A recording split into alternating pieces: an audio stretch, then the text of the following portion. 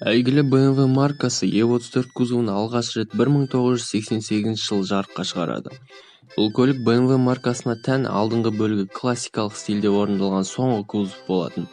Егер бұл көлік адам болса, бала кезінен сауатты, оқуға әуес, ауыл молдасынан тәрбие алған деп те айтар едім. Және 34-ші кузов ең бірінші акула тұмсығы жоқ 5-ші серия болатын. Өз уақытында E34 люкс класстағы ең сенімді және әдемі көліктердің бірі десем мен қателеспеймін достар. Бұл модельді жобалау барысында BMW компаниясы бар ақшасымен соңғы күшін аямады. Ауылдағы әжесінің сандығынан шығарғандай ең жақсыларын осы көлікке бөлді. Салонда былғары материалын қолданса, тек ең сапалысын, пластикалық детальдарды келтіру жағынан да биік деңгейге ұмтылды. Көп рычагты подвеска мен классикалық редуктор көліктің мінсіз өзін жолда ұстауын қамтамасыз етеді. Ал тежеу системасы мүлдем өз класында ең мықты саналды. Бірақ жігіттер, көбіңіз BMW-ны мотор үшін жақсы көресіздер ғой, солай ма? Турецкий сериалдағыда ең қызық жеріне келгенде тоқтата тұрайын. Мотор туралы кешірек айтып беремін. 90-шы жылдар автомобиль әлемінде бұл класста толық жетекті көліктер енді қарқын алып келе жатты.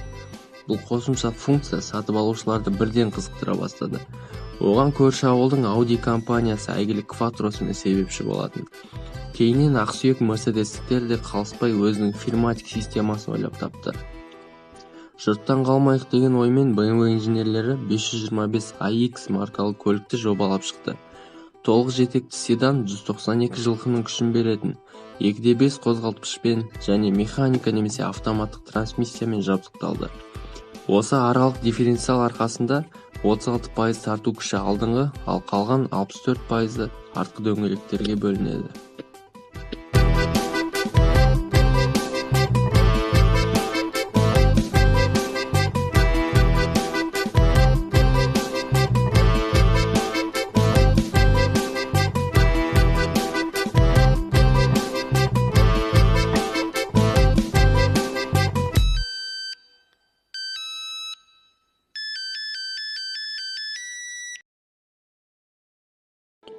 Ендеше достар, өзімізге таныс аумақтарға назар аударып көрейік.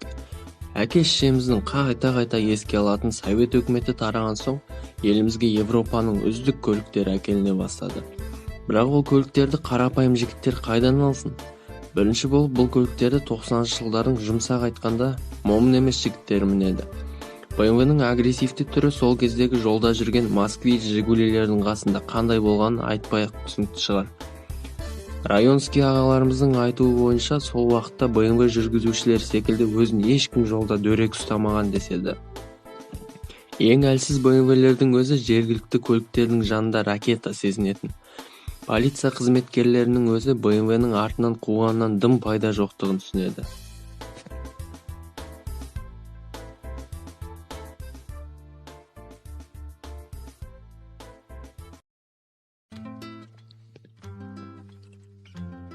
BMW инженерлерінің мақтанышы әрине сол кездегі M модификациясы саналды.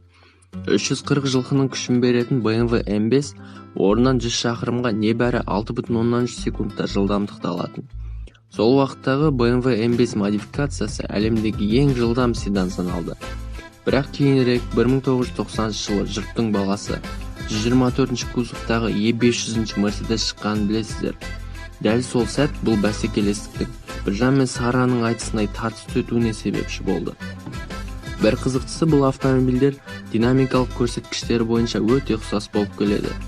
Көптеген тест-драйвтар, журналдар, өлшеулер барысында бірде BMW, бірде Mercedes жеңіске жетіп жатты. Керемет автомобильдер. Келісесіз бе?